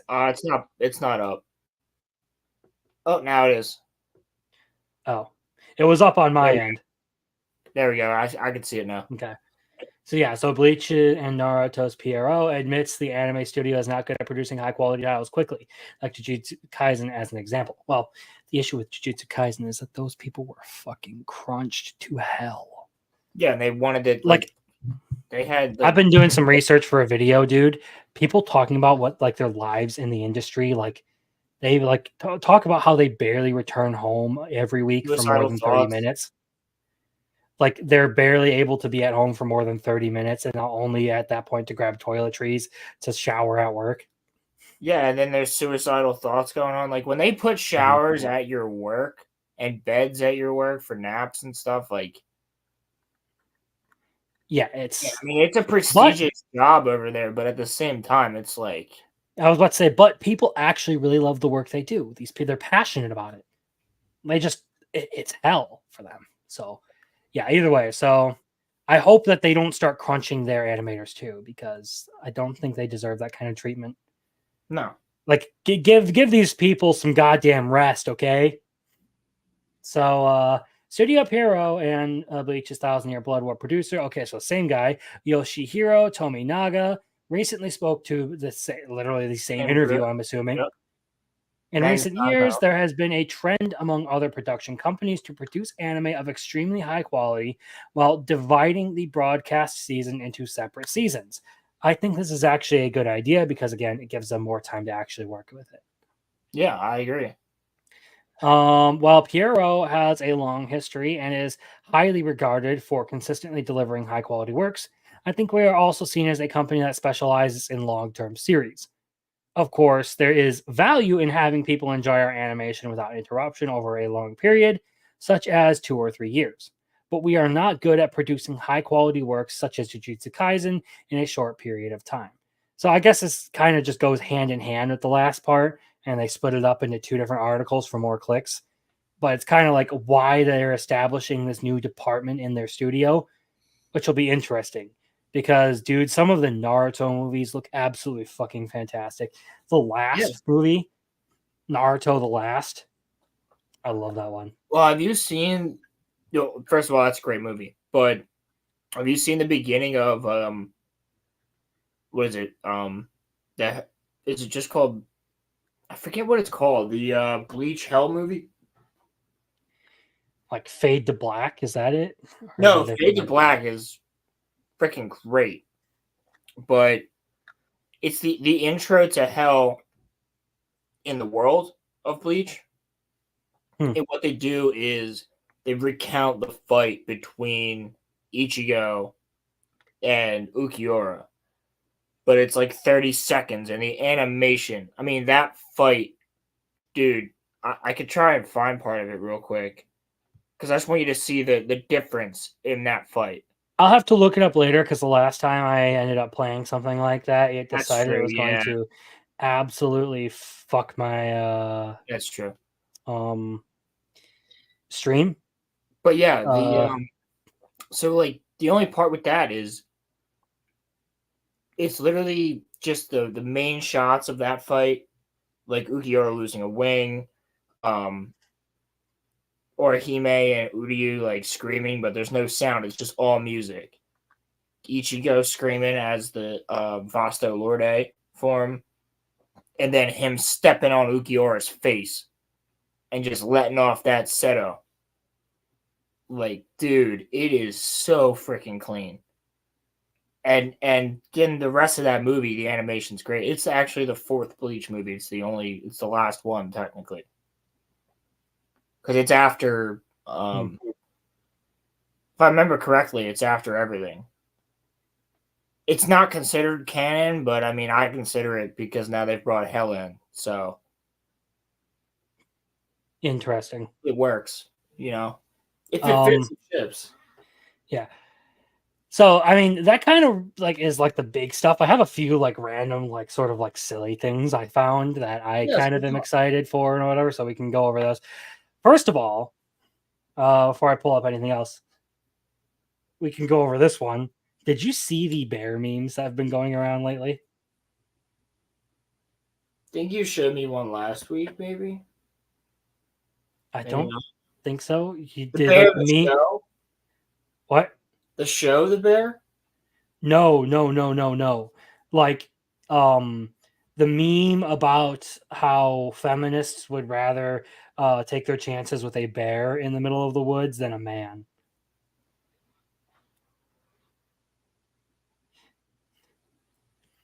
Yo, they would jump. So as the resident Eagle Scout, what do you have to say about as that? a resident person who has to carry bear spray when I go hiking in these locations, I got a freaking thing this big full of 10 times what pepper spray would be like, and I better hope that the wind isn't going my direction. I hike in areas with any type of animal that could kill me, whether it's I scare a moose by accident, or a moose is protecting its young, or grizzlies, black bears, brown bears. Well, brown bears don't technically exist; they're actually black bears. But also freaking mountain lions, dude. I can tell you right now, if I'm hiking with a chick and she's a feminist, she's letting me stand in front of it. 100%. 100%. Even if it's a woman I do not know. If it is a person I don't know. I have seen people literally come back. I've seen grown men come back on trails and go, yo, there's bears up there. Look out. And we don't go forward.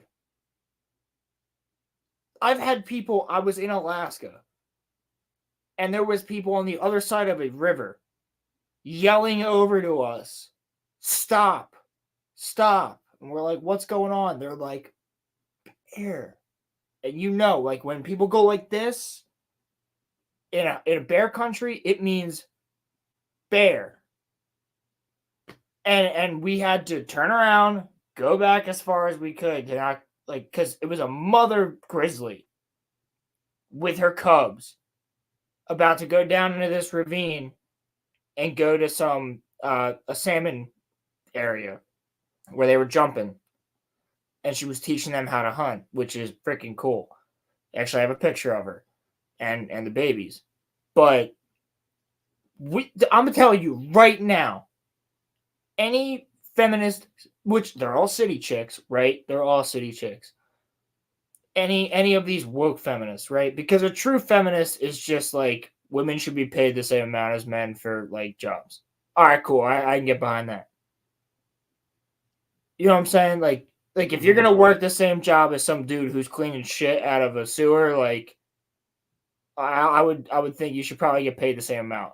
But we're talking about these feminists that are the woke mob. So what they're gonna do is they're gonna say this. You go on a hike in half the places I've been to. And on top of that, you hike in the conditions I hiked in. You couldn't even handle those. You couldn't even handle not having your coffee in the morning. You know what? I don't get coffee unless I bring the coffee grounds and I grind them up myself and make coffee. Like, you would freak out if you left your shoes out at night and you didn't check them in the morning. Because you don't bring your shoes into the tent, because then you get dirt and all this other stuff into your tent. If you sleep in a tent. Because guess what? I've slept out under the stars multiple times. In the middle of California, in the middle of Arizona, in the middle of Colorado. So I'm telling you right now, if you woke up and there's a goddamn spider in your shoe, let alone in your tent, you ain't handling that. You're going to get the biggest guy next to you and go, can you get this out, please? So I want to see you face to face with a bear, the way that I've been, face to face with a bison, face to face with a moose, face to face with freaking any type of animal that can kick my ass in 0.2 seconds and make me its bitch. I want to see you go up against that and go, listen, we're equal. No, you'd be behind me in 0.2 seconds. Leaving my ass. It's just funny because people have been like going around, so you know, like the random acts of heroism. Like you'll see people post on Twitter and all that about how like oh, well, this guy like stopped a carjacking and saved this woman's child, right? Stuff like that. People have been going around to those kinds of posts and being like, he should have let the bear handle it. Bro, I saw a dude who was he was an immigrant. Someone stole his car, and he just freaking like the window was down, and he just hopped on the window and rode it, punching the dude for like freaking two blocks until the dude stopped the car. Like he's hanging on the side of the car with his legs dangling in the air behind him, just beating the crap out of this dude until he stops the car. I want to see one of these people do that. Right.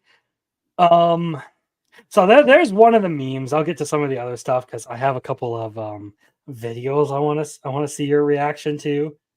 Oh man, yeah. Let's not the bear memes. They're the completely different memes.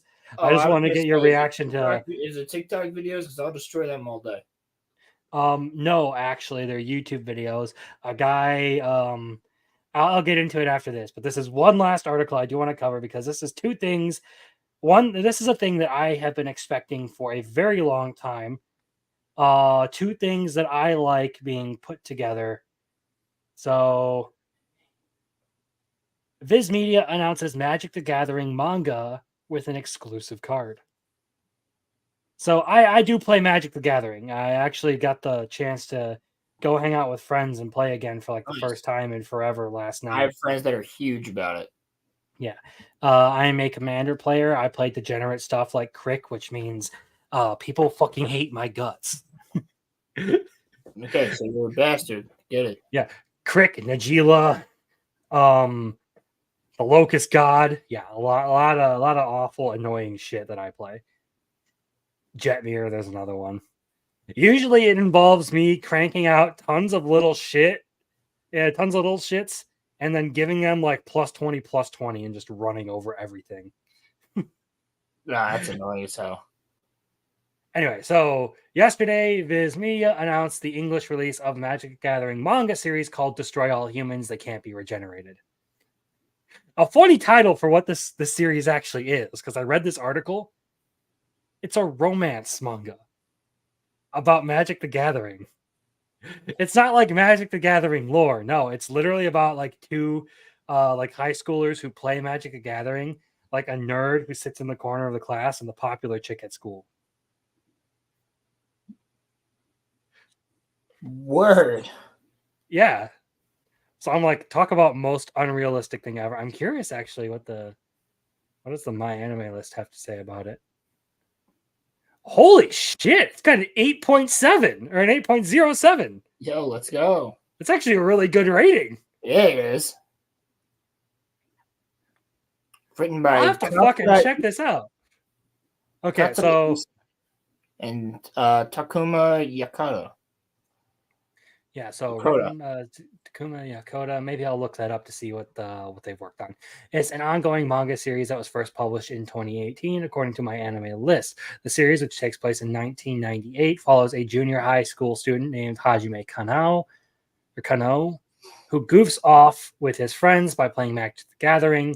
This garners negative attention from the school's top student and Hajime's academic rival, Emi Sawatari, who scolds him for bringing Magic to school. Oh, here's the actual like artwork. I forgot this was in here.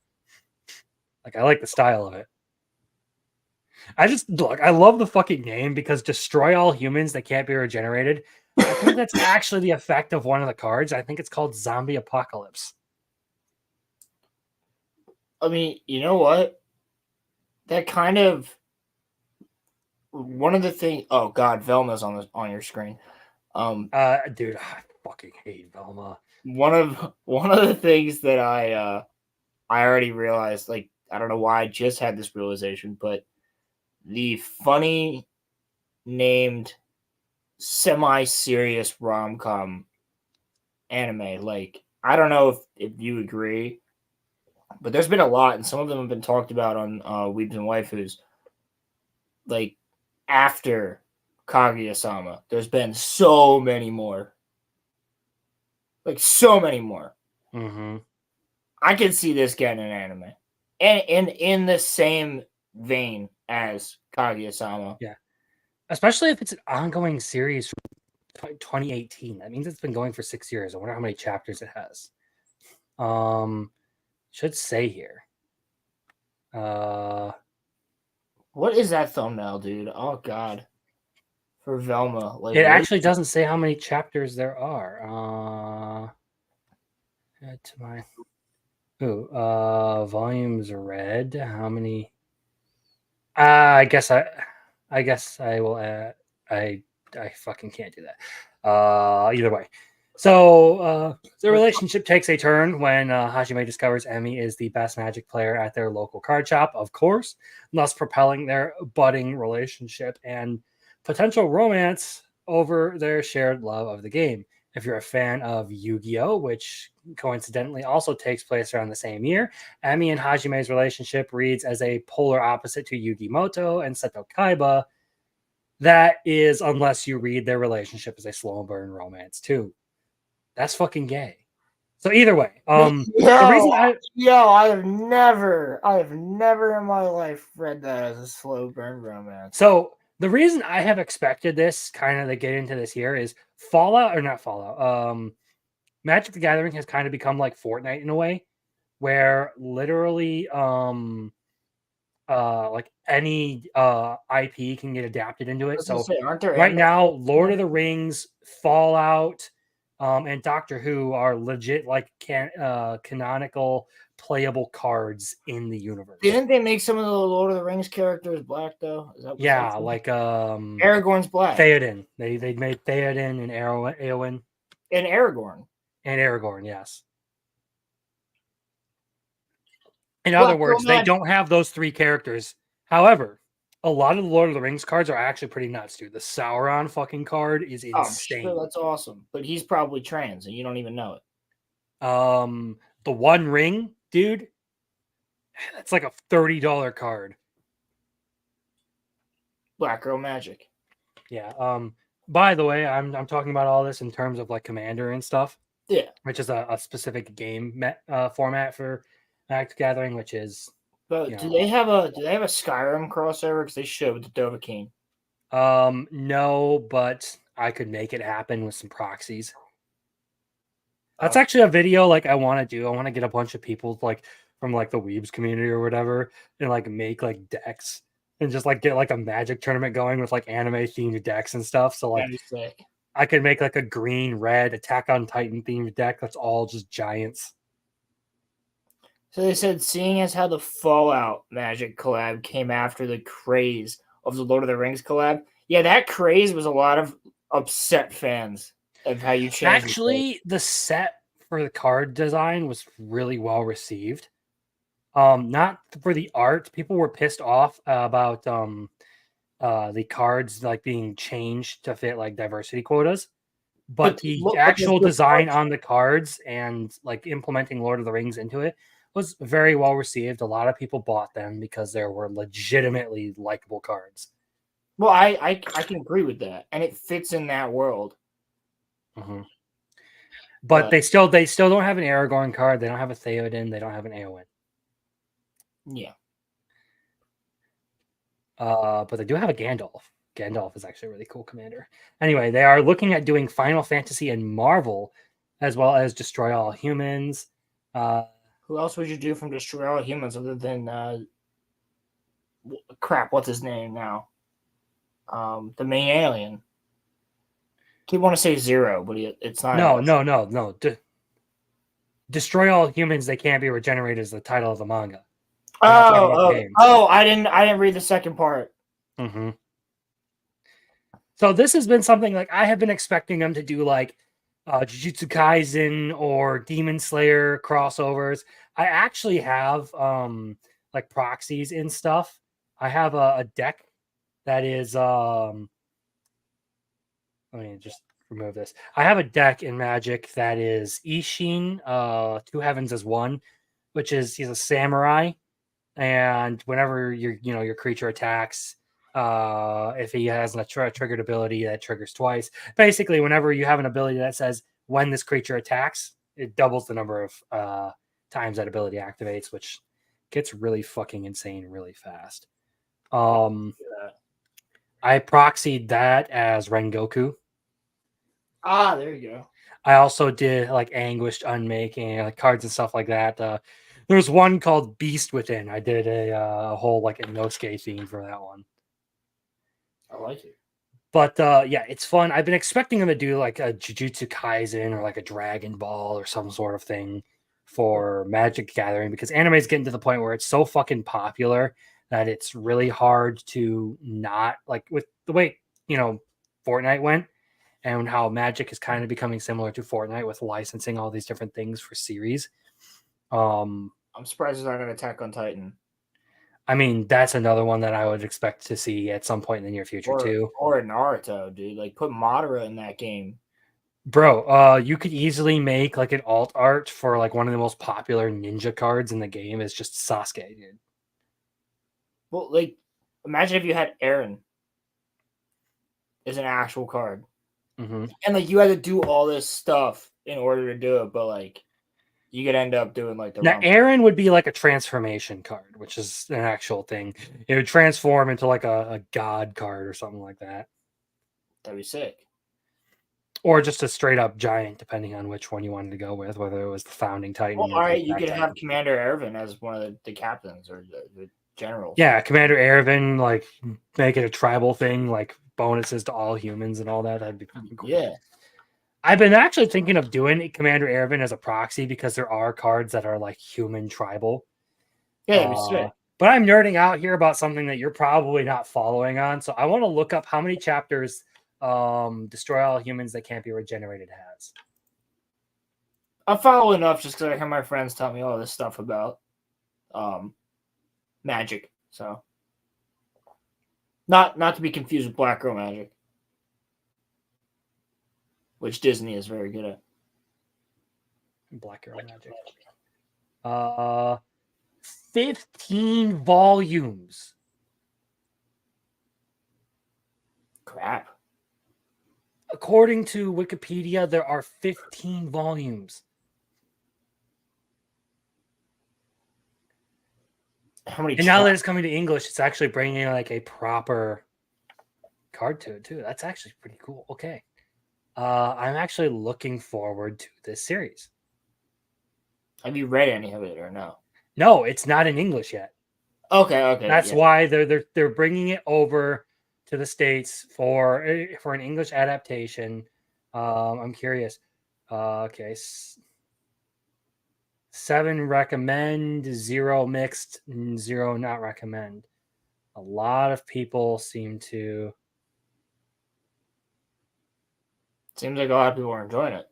Yeah, actually, there's a lot of reactions to all the reviews, which means that it got a lot of traffic.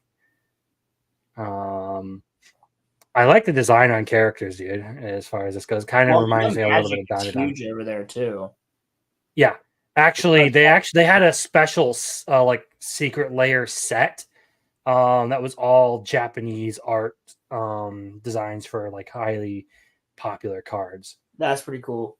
So now I need to bring up like one of the last things I want to go over tonight, which is, oh fuck. What just happened? What? Did you just bring up the wrong thing? No, sorry. I clicked on the YouTube, but because it's on the YouTube is like attached to a specific video from my like homepage on this. It sent me straight to Jobless Reincarnation Season 2 Part 2 official trailer. It was fucking loud, but apparently they have released. I'm sorry, I just gotta see.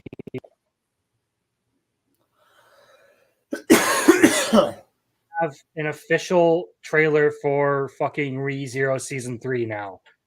Hell yeah! I'll save that for another time. I want to pull up. Have you heard of Devil Artemis? Can't say that I have. Okay, you're in for a treat. All right, let's go.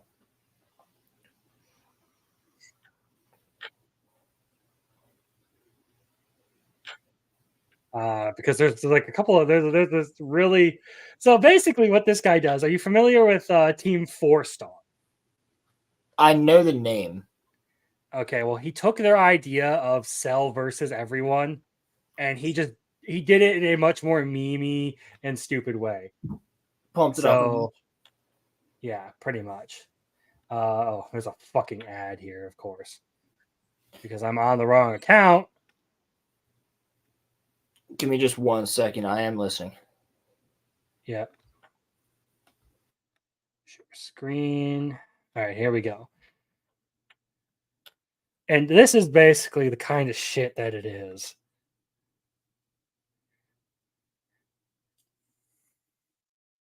I'll wait for you to get back because I want to get your reaction to this shit.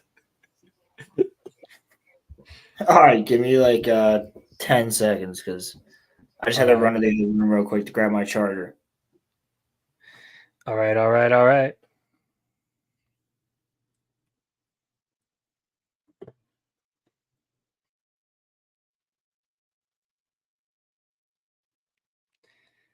I'm hoping that this will play well.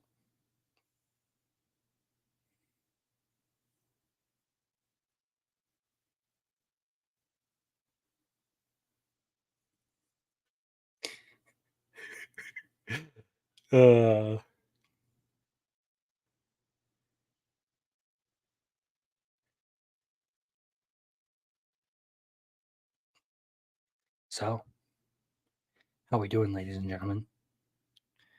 People of the chat. All right, I'm back. All right. So this is Perfect Cell versus Satoru Gojo. Oh, God. Let's see. It's going to buffer on me. Fucking hell. I hate Streamlabs. You want me to try and share it?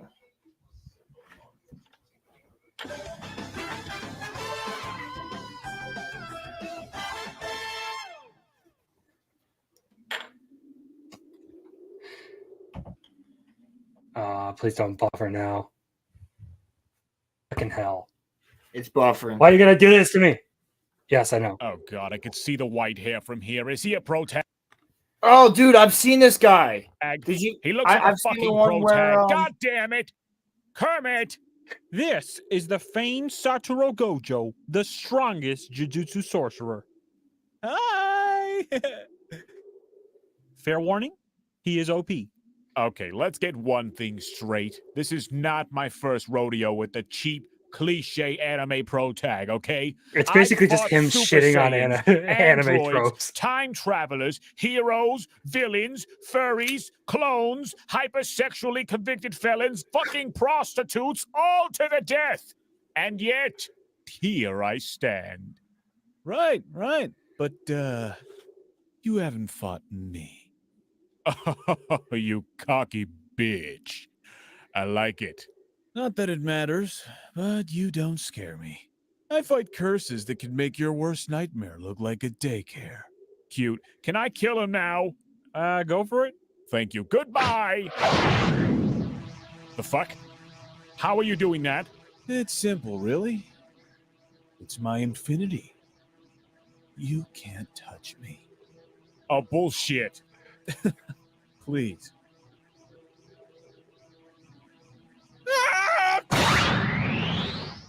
Anything? Nothing? Fuck! Okay, that's cheating. Oh, that's not cheating. Now this is cheating. What? Is that some kind of gang sign or something? Domain expansion. Infinite void.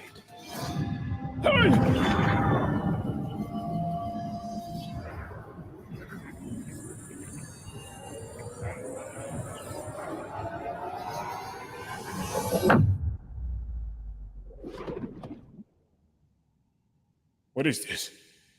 Why can't I move? Why am I thinking about filing taxes? Why the fuck am I erect?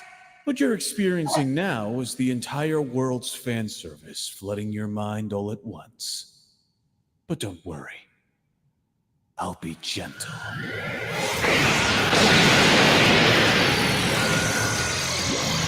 entire world's Well, fan deal's a deal. Oh, really? You shouldn't have. A pleasure. All right, Sil, he's gone. Okay, first off, fuck you. Second, we will not be doing that again. Oh, we're totally doing that again. Comment 50K likes, and I'll bring out Sakuna. Hey, yo, Sakia, what? That's basically it. That is like the entire fucking thing. He just does dumb shit like that and like memes on anime characters. The whole Doesn't he fucking do one with Isn't there one with him in a Star Wars character or something too? I feel like there is. Dude, he does all sorts of characters. He even did one against That's a what's rubber sick. chicken. Yeah, I think he goes off like to some crazy levels. He did one whole thing about like having to fight the entire empire and all that shit. Yeah. Either way, It's that's amazing. basically Yeah. the shit that like that's basically the shit that runs through my brain at any given moment, and the I just kind of love shit those. posts that I laugh at. Just Well, like that was the stupid great, stuff too. like 50K likes and I'll bring out Sakuna. Yo, Sakuna what? But yeah, that's kind of like it as far as stuff goes. I'm not gonna sit here and I mean, he's been. I don't think you've watched ReZero, so I'm not gonna go through that trailer, but that's pretty much. I have not. I need to. Like, that's one of the ones that, like, I don't even know if I can say that I never got into it. I think it might have been one of those nights that I just needed something to put on. And I saw it, and I was like, I'll check this out. And I think I knocked out, like ended up falling asleep to it or something. But so I don't really remember. I'd have to restart ReZero. It's my second favorite anime of all time. And well, I have a whole story about that I'm going to make a video on at some point. But yeah, I love it. I think it's really, really well written. My personal opinion, it is the best isekai you can find. But that will earn you a lot of flack. That'll earn you a lot of flack because there's Mushoku Tensei, there's Overlord, there's Konosuba.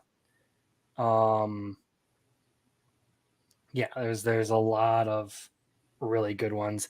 I like ReZero though because there's this certain aesthetic in anime that I really enjoy when like someone will take something that's like seems like innocent and like perfectly like wholesome or whatever. Like ReZero masquerades for like the first like half of its pilot as like this like innocent little like harem isekai where like he's gonna help the princess and get like this whole thing going, and then about halfway through everything turns dark as shit and like people are winding up dead in the most gruesome ways. And Does he still get chicks though?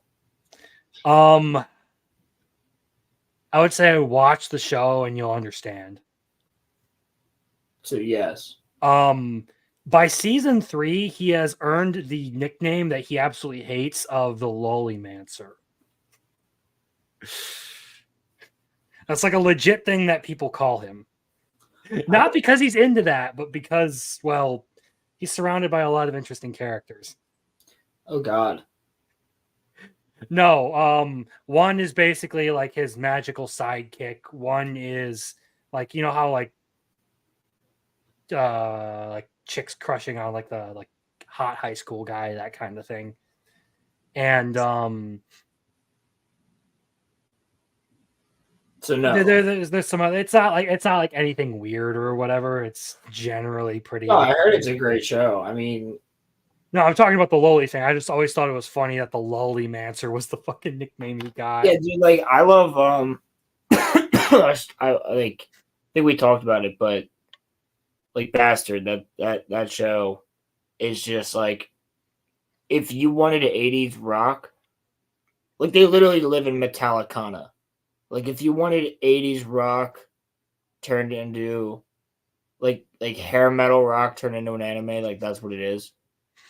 Like there's one of his major moves is called like, or maybe a character is like Iron Maiden, but one of his major moves is Mega Death.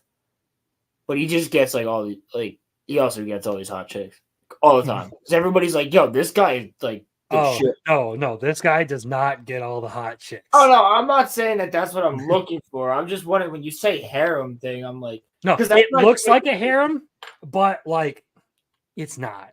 My favorite thing about the harem anime is like when you have a guy who's just like, I'm not trying to bang all of you. You know what I mean? Where he's like, everybody's that is like what is it? The 100 girlfriends who really love you. That's pretty much the whole premise of it. Is just this dude is cursed to constantly have like these chicks approaching him at any given moment. It's a parody pretty much, but that's the thing with me, as I'm like, when I watch anything that has to do with that, like, can we not make it like I like the one romance, you know what I'm saying? Like any show where there's like one good romance, I'm good with that. And I don't mind like the quick harem moments of an anime like that. But at the same time, I really appreciate when the main character is respectful enough to be like, yeah, I'm not into this type of thing. Yeah. But anyway, I digress. So yeah, basically, if you want something that is dark, brutal, and basically misery porn, that is ReZero. And I love it. I'm there for it. And this upcoming arc is just going to be absolute insanity because one of my favorite characters, Reinhardt, actually gets some proper fucking time in the story. There we go.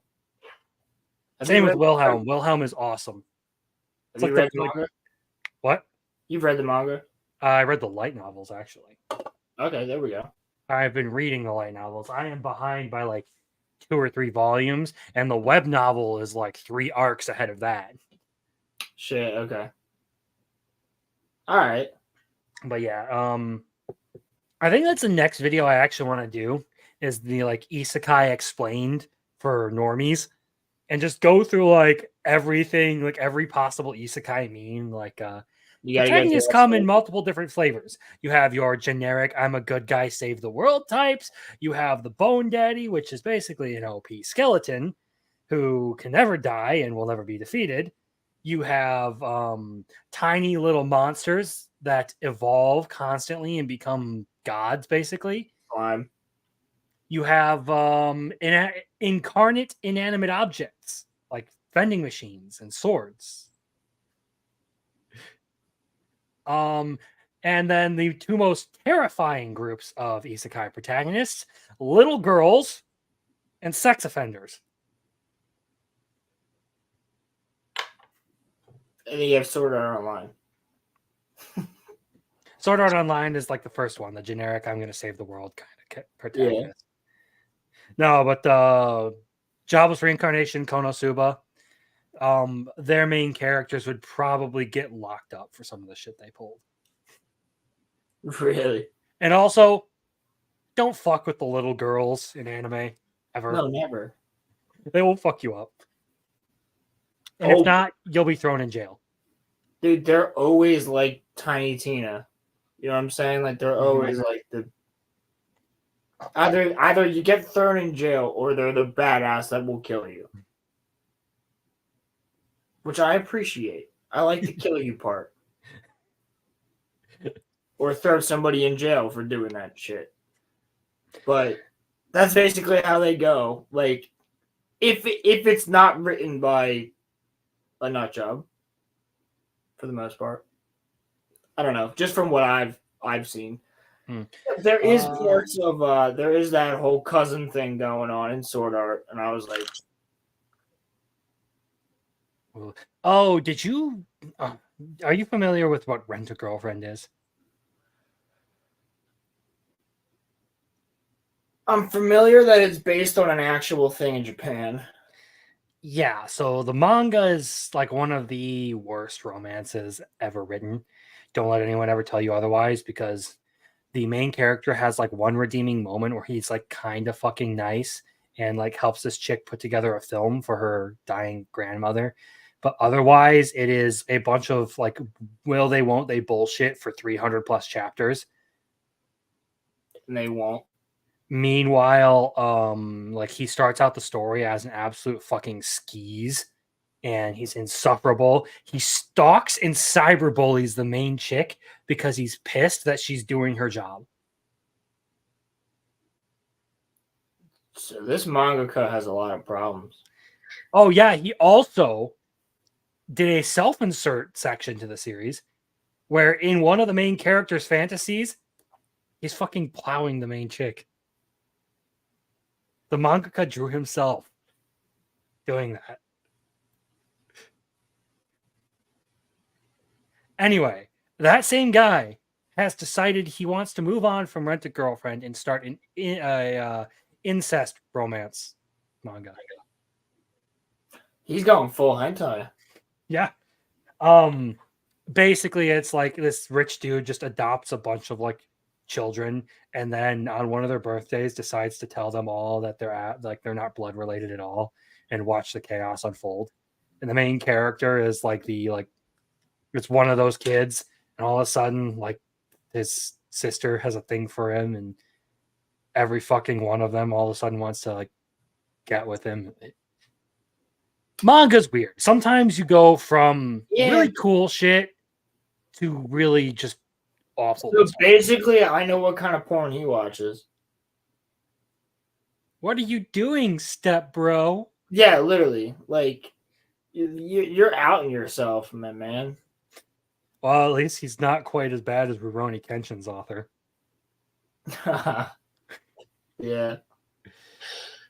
Either way, I mean, but it's like yo, like I had someone tell me that Attack on Titan sucks, and then turn around and tell me that Rent a Girlfriend was good. Now, I was a brutal.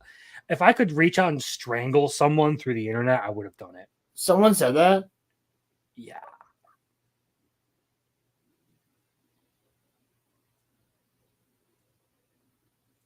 All right. We've had enough internet for the night. I think we're both. Yeah, broken. I think that's a good way to end it. So if you like the show, please subscribe, please. Yes, sir. Drop that like button.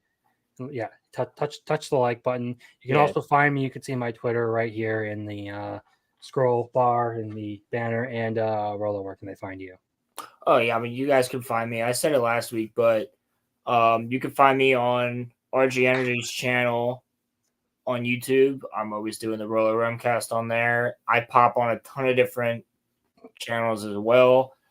Where else can you find me? Rolo_films on Instagram is where you find my anime edits, because I only ever barely use TikTok, and the only time I ever do is to post one of those on there too. So I'm just telling you, go the other place, because TikTok sucks and is TikTok brain rot. Yeah, it's brain rot. But yeah, it helped me with my algorithm a little bit. And other than that, you can find me over at Rolo Lord on, Twitter or X or whatever. It's Grand Admiral Rolo. But I'm on there sometimes. And yeah, if you really want to get to know me and get to know what I'm doing, definitely check out the Rolo Rumcast. We are available on any platform, even Twitch. They are available for parties and catering. Yeah, I won't do catering, but I'll do parties. He'll show up and eat your food. Yeah, I'll show up and talk to people.